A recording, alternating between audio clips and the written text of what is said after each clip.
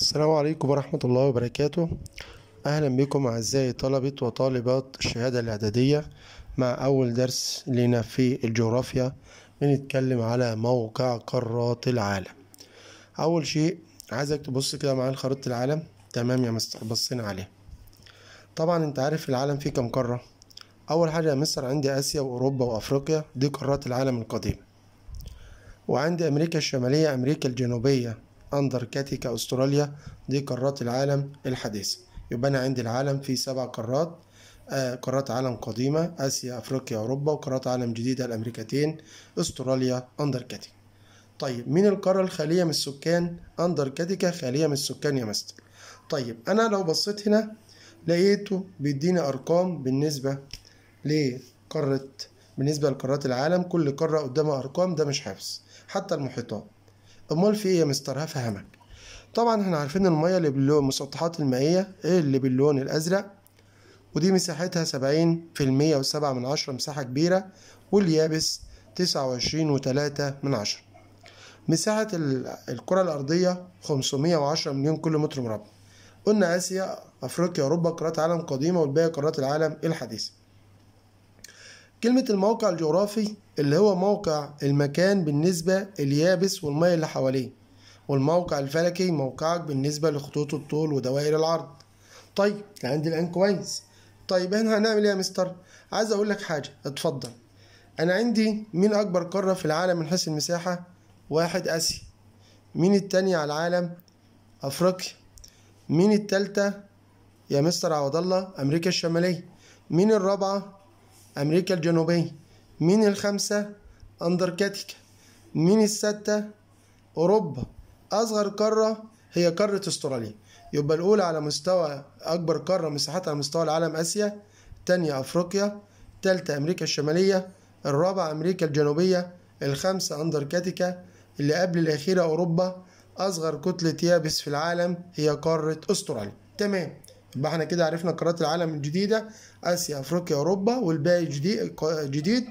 وعرفنا المساحة، من الاول والثاني والثالث والرابع حيث المساحة. نروح للمحيطات. برضو مديني هنا المحيطات مساحات، انا مش محتاج المساحة. امال محتاج ايه؟ تعال. مين اكبر محيط في العالم؟ المحيط الهادي. يا مستر هو في شرق العالم وغرب العالم. انت عارف ان الكرة الارضية كروية، ولو انا مسكت الكتاب كده تنيته هتلاقي المكان ده والمكان ده التصق في بعضه. تمام. يبقى ده المحيط الهادي اكبر محيط في العالم. مين التاني؟ المحيط الاطلنطي. مين التالت؟ المساحة المحيط الهندي. مين الرابع؟ المحيط القطبي الجنوبي. طب مين أصغر محيط في العالم؟ المحيط القطبي الشمالي. نقول تاني: أكبر محيط الهادي، التاني الأطلنطي، التالت الهندي، الرابع القطبي الجنوبي، الأخير أصغر مساحة القطب الشمالي. طيب تعال بقى نفكر مع بعض كده ونشتغل شوية مع بعض. يلا يا مستر. طبعا انت عارف ان البحار او المحيطات او الجبال اسمها حدود طبيعية بتفصل ما بين القارات او الدول. نقول تاني: المحيطات او البحار او الجبال حدود طبيعية بتفصل بين الدول. لو انت بصيت على المحيط الهادي هنا بالنسبة لأمريكا الشمالية وأمريكا الجنوبية في الغرب، صح؟ تمام. ولو أنا بصيت برضو على أمريكتين، مين اللي في الشرق؟ المحيط الأطلنطي. طب تعال برضو نبص هنا، دي آسيا قارات عالم قديمة، استراليا قارات عالم جديد. مين اللي في شرقهم؟ المحيط الهادي. فيجي لك سؤال يقول لك مثلا إن أنا عندي حدود أو عندي محيط يقع بين أو هو في حدود طبيعية تتشابه بين قارات العالم الجديدة وقارات العالم القديمة. طب أنا مش فاهم، أفهم. هي أمريكا الشمالية وأمريكا الجنوبية قارات عالم جديد، أستراليا قارات عالم جديد، آسيا قارات عالم جديد. يبقى أنا عندي الحد الشرقي بالنسبة لآسيا بالنسبة لأستراليا بيتشابه مع الحد الغربي بالنسبة للأمريكتين. نقولها تاني: المحيط الهادي بالنسبة لآسيا في الشرق، بالنسبة لأستراليا في الشرق، بالنسبة لأمريكتين في الغرب. دول قارات عالم جديدة، وآسيا وأستراليا، آسيا قارات عالم قديمة، أستراليا قارات عالم جديدة. يبقى أنا عندي هنا شرق آسيا بيتشابه مع شرق أستراليا مع غرب الأمريكتين، قارات قديمة وجديدة ولكن بتتشابه معهم حدود طبيعية واحدة وهو المحيط الهادي. نيجي نبص لمحيط بيفصل ما بين 4 قارات، المحيط الأطلنطي. بيفصل ما بين قارتين جداد، أمريكا الشمالية وأمريكا الجنوبية، وقارتين قدام أوروبا وأفريقيا. وخلي بالك يجيلك سؤال يقولك مثلا عندي يعد المحيط الأطلنطي فاصلا بين قارة أفريقيا، ويجيب لك في الاختيارات يبقى ما بين قارة أفريقيا وأمريكا الجنوبية، ما بين قارة أوروبا وأمريكا الشمالية في النص. يعني المحيط الأطلنطي في الغرب بالنسبة لأفريقيا، في الغرب بالنسبة لأوروبا، في الشرق بالنسبة للأمريكتين. في أي مشكلة؟ تمام يا مستر. لما نيجي نبص هنا دي آسيا، دي أوروبا، دي أمريكا الشمالية. مين اللي في الشمال فوق؟ المحيط القطبي الشمالي. يبقى بتتشابه حدود الثلاث قارات في الشمال إن الثلاثة بيقعوا جنوب المحيط القطبي الشمالي. المحيط القطبي الشمالي فوق، الثلاثة في الجنوب بالنسبة له. تمام. برضو نروح لحتة تانية، دي اسمها الدائرة القطبية الشمالية. تمام. موجودة في مين ومين؟ في أنهي قارات؟ موجودة في آسيا وأوروبا وأمريكا الشمالية. يبقى الثلاثة بيتشابهوا مع بعض جغرافيا إن الثلاثة بيقعوا في جنوب المحيط القطبي الشمالي، والثلاثة بيتمروا بهم دائرة عرض وهي الدائرة القطبية الشمالية. تمام كده يا شباب؟ طيب عايزين نفكر في حاجة تانية برضو، اللي هي هنبدأ ناخد كل قارة وهنبدأ نشرح ونبدأ نشوف الحاجات المتشابهة مع بعض ونوضحها. فناخد بالي دايما من طريقة السؤال مين اللي بيفصل ما بين أفريقيا وأمريكا الجنوبية من جهة الغرب، يبقى أنا عارف اللي في حدود الغربية هو المحيط الأطلنطي. تمام كده؟ لما تيجي تبص القارة زي آسيا هتلاقي في شمالها المحيط القطبي الشمالي اللي أكبر قارات العالم، هتلاقي في الشرق المحيط الهادي، هنلاقي في الجنوب المحيط الهندي. في الغرب قارة أوروبا، في الغرب أوروبا بيفصل آسيا عن أوروبا جبال الأورال. بعد كده برضو في الغرب البحر المتوسط والبحر الأحمر. نقول تاني، محيط قطبي شمالي في الشمال، المحيط الهادي في الشرق، المحيط الهندي في الجنوب. في الغرب أوروبا بيفصلهم عن بعض جبال الأورال، أيضا في غربها البحر المتوسط والبحر الأحمر. تمام. قال لك بص معايا كده، انت عندك كم مضيق يا آسيا؟ قال ادي 1 ادي 2 3 4 ادي 5، يبقى فيها 5 مضايق.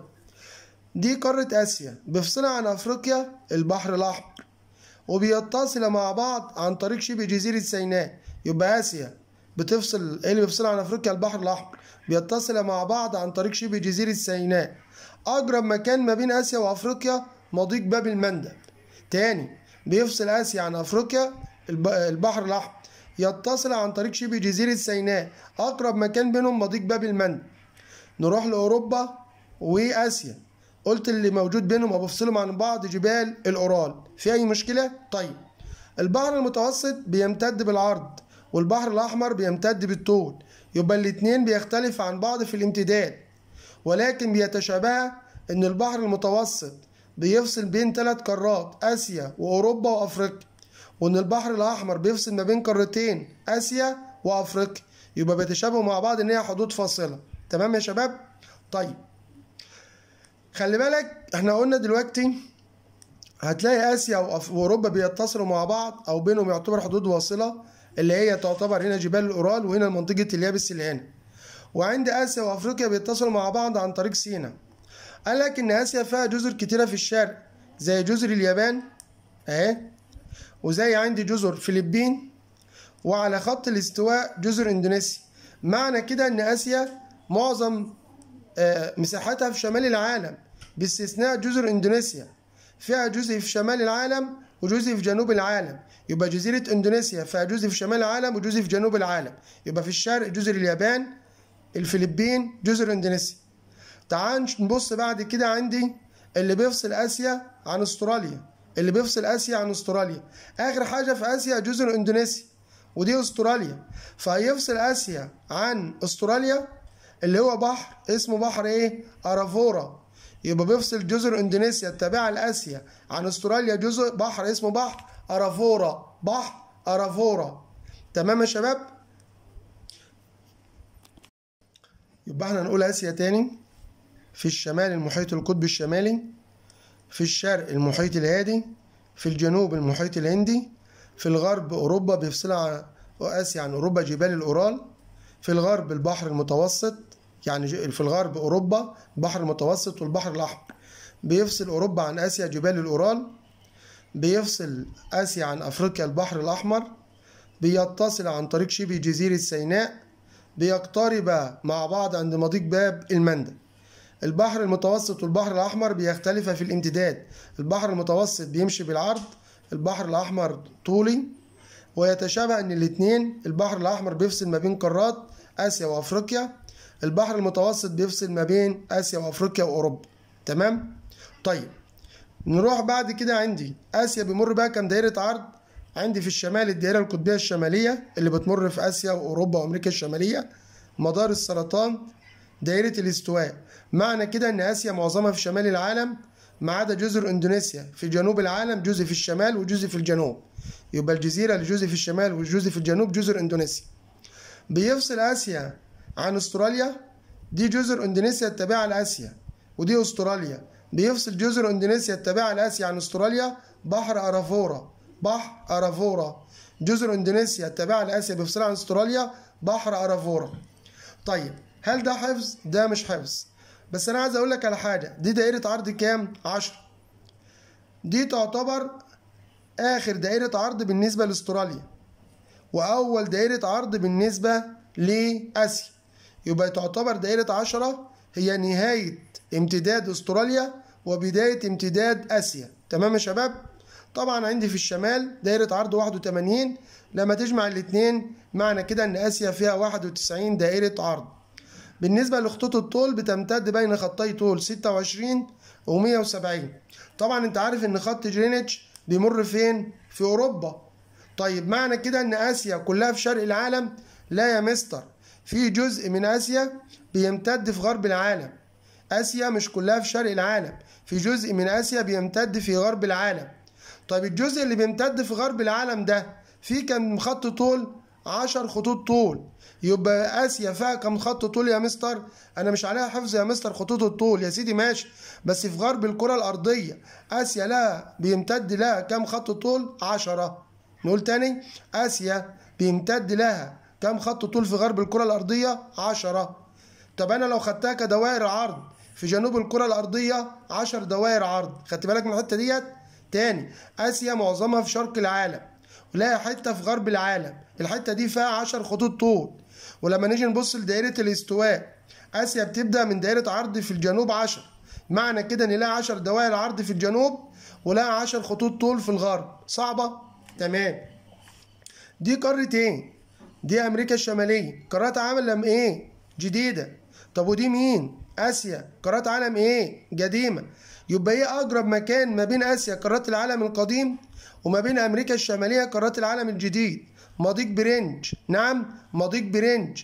يبقى مضيق برينج بيقع ما بين آسيا وأمريكا الشمالية أقرب مكان، وأقرب مكان ما بين آسيا وأفريقيا مضيق باب المندب.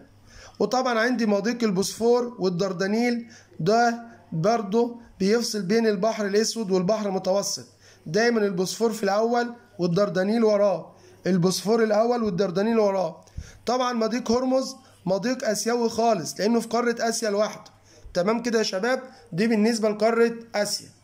مستر، نعم، حضرتك قلت لي في الشرق في جزر اليابان وجزر الفلبين وجزر اندونيسيا. تمام، يعني ايه يا مستر دولة؟ مش اليابان دي دولة والفلبين دي دولة واندونيسيا دي دولة وعبارة عن جزر؟ ايوه. يعني ايه دولة جزرية يا مستر؟ يا سيدي في دول بتتكون من جزيرة واحدة او اكتر من جزيرة او هي جزء من جزيرة. يبقى الدولة الجزرية ان الدولة بتكون عبارة عن جزيرة او هي اكتر من جزيرة او هي جزء من جزيرة، زي جزر اليابان وجزر الفلبين وجزر اندونيسيا. خلي بالك معنى كده ان اسيا فيها جزر كتيرة في الجنوب، متقسم في الشرق والجنوب. لو ما جابش الجنوب يبقى في الشرق والجنوب الشرقي. تمام يا شباب؟ تمام.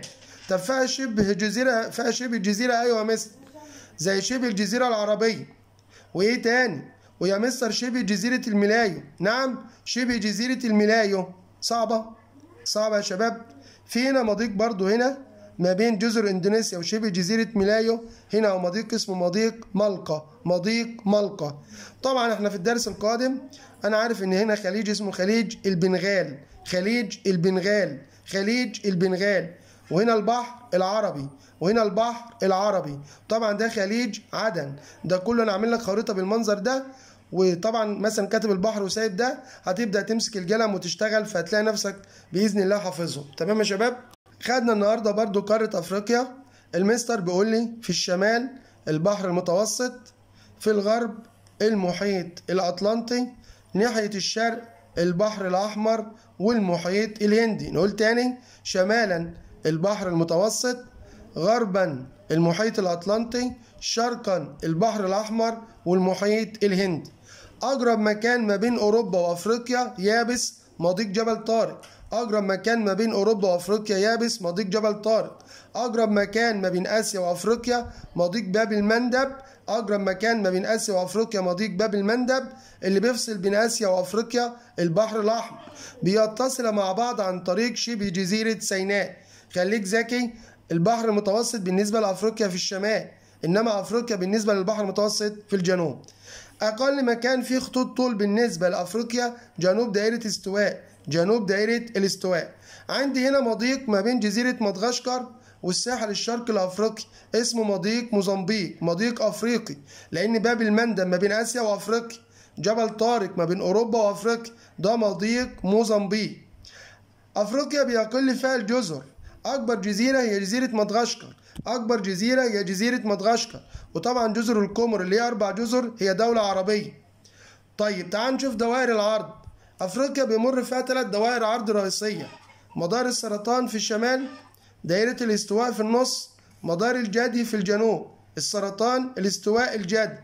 بيمر بغرب افريقيا خط جرينتش. خط جرينتش بيمر في غرب افريقيا، وبيمر في غرب اوروبا، وبيمر في نص اندركاتيكا. بيمر في غرب افريقيا واوروبا واندركاتيكا. دائرة الاستواء قسمت افريقيا لنصين، فدائرة الاستواء وخط جرينتش بيتقاطعوا عند خليج غينيا. عند خليج غينيا. اكبر مكان في افريقيا في شرق العالم، اكبر مساحة في افريقيا في شرق العالم، واصغر مساحة في غرب العالم. تمام يا شباب؟ لما نروح لقارة اوروبا، المستر بيقول لي برضه في الشمال المحيط القطبي الشمالي، في الغرب المحيط الاطلنطي، في الجنوب البحر المتوسط، ناحية الشرق بيفصلها عن اسيا جبال الاورال.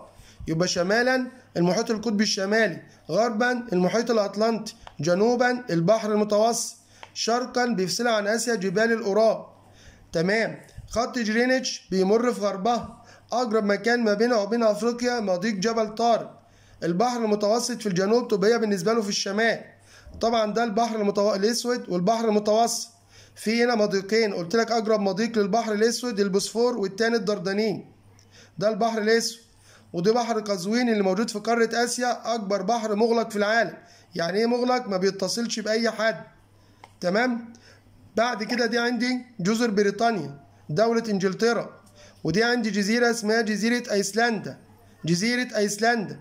اوروبا بيمر بها دائرة واحدة اللي هي الدائرة القطبية الشمالية. طبعا هنا البحر البلطي، بحر الشمال، وده هنعيده تاني في التضاريس. لو خدت بالك ان اوروبا سواحلها متعرجة، فدي ساعد على انشاء الموانئ الطبيعية. يبقى لو سواحلها ما كانتش متعرجة ما كانش هيساعد على انشاء الموانئ الطبيعية. قارة أمريكا الشمالية شمالها المحيط القطبي الشمالي، في ناحية الغرب المحيط الهادي، في ناحية الشرق المحيط الأطلنطي، شمال المحيط القطبي الشمالي، شرق المحيط الأطلنطي، غرب المحيط الهادي. في الجنوب الشرقي خليج المكسيك، في الجنوب الشرقي خليج المكسيك والبحر الكاريبي. يبقى معنى كده ان البحر الكاريبي شمال امريكا الجنوبيه، في الجنوب الشرقي خليج المكسيك والبحر الكاريبي. معنى كده ان البحر الكاريبي شمال امريكا الجنوبيه. فيها دائرتين عرض، دائره القطبيه الشماليه ومدار السرطان. هنا مضيق، قلت مضيق برنج اللي هو اقرب مكان ما بين اسيا قارات عالم قديم وامريكا الشماليه قارات عالم جديد. هنا خليج هيدسون وخليج بافن، خليج هيدسون وخليج بافن. تمام يا شباب؟ قارة أمريكا الجنوبية يقع في شمالها البحر الكاريبي. يبقى البحر الكاريبي بيفصل ما بين أمريكا الشمالية وأمريكا الجنوبية. في الشرق المحيط الأطلنطي نفس أمريكا الشمالية. في الغرب المحيط الهادي نفس أمريكا الشمالية. يبقى أمريكا الجنوبية وأمريكا الشمالية بيتشابهوا في الموقع الجغرافي، شرقهم المحيط الأطلنطي وغربهم المحيط الهادي، وبيفصل بينهم البحر الكاريبي. تمام يا شباب؟ تمام. عندي هنا مضيق مجلان، عندي هنا مضيق مجلان فيها دائرتين عرض، دائرة الاستواء ومدار الجدي. اما امريكا الشماليه قلت الدائره القطبيه الشماليه ومدار السرطان. عندي قاره امريكا الجنوبيه المستر بيقول لي عباره عن شكل مثلث. يبقى ايه القاره اللي عباره عن شكل مثلث؟ امريكا الجنوبيه. بتتشابه مع افريقيا ان قله خطوط الطول في الجنوب، قله خطوط الطول في الجنوب بالنسبه لدائره الاستواء، ونفس الامر لافريقيا. اروح لقاره استراليا. قلت ان جزر اندونيسيا التابعه لاسيا بيفصلها عن استراليا بحر ارافورا هنا كده تيمور. تمام. في الجنوب عندي المحيط الهندي. تمام. يبقى هي بالنسبه شمالا بحر ارافورا بالنسبه لاستراليا بيفصلها عن جزر اندونيسيا. في الجنوب المحيط الهندي، وفي الغرب برضو المحيط الهندي. يبقى جنوب وغرب المحيط الهندي. ناحيه الشرق المحيط الهادي. دي اسمها جزيرة تسمانيا. ده اسمه الخليج الاسترالي الكبير. جزيرة نيوزيلندا الشمالية، جزيرة نيوزيلندا الجنوبية. تاني بيفصل استراليا عن جزر اندونيسيا بحر ارافورا في الشمال. في الشرق المحيط الهادي، في الجنوب المحيط الهندي، في الغرب المحيط الهندي. جزيرة تسمانيا، الخليج الاسترالي الكبير، نيوزيلندا الشماليه، نيوزيلندا الجنوبيه. بعد كده المستر بيقول لك ان اي قاره يقول لك مثلا فيها خطوط طول كتيره ليه؟ هتتكلم بسبب ان فيها جزر كتيره. يعني اوروبا واستراليا فيها مساحتهم صغيره وفيهم خطوط طول كتيره بسبب الجزر. فاضل معايا قاره اندركاتيكا. قاره اندركاتيكا بالنسبه للموقع الفلكي بتاعها جعلها تقع في جنوب الكرة الأرضية. طب ايه النتيجة؟ أول حاجة إن بيمر بأطرافها الدائرة القطبية الشمالية. 2 إن هي بتمتد حول القطب الجنوبي. يبقى الموقع الفلكي إن بيمر بها الدائرة القطبية الشمالية وإن هي بتمتد حول القطب الجنوبي. طب ايه النتيجة؟ خلاها قارة متجمدة ومفيش فيها سكان. يبقى من القارة الغير مأهولة بالسكان أندركاتيكا. ليه؟ لأنها متجمدة، لأن هي بتقع في جنوب الكرة الأرضية ومر بها الدائرة القطبية الجنوبية وهي بتمتد حول القطب الجنوبي. أما بالنسبة للموقع الجغرافي إن أنا عندي تعتبر جزيرة هي أستراليا. ليه جزيرة؟ لأن دي القارة دي يحيط بها المحيط القطبي الجنوبي من جميع الجهات. بيحيط بها المحيط القطبي الجنوبي من جميع الجهات، فهي عبارة عن جزيرة. أستراليا عبارة عن جزيرة. تمام. طيب هي بتتميز بخصائص اللي أنا لسه قلت متجمدة. إيه تاني؟ إن في دول لها مصالح في أندركاتيكا زي روسيا والولايات المتحدة الأمريكية وفرنسا وإنجلترا، بيعملوا هناك بعض التجارب النووية. تمام يا شباب؟ ده كله الدرس الأول. في رعاية الله.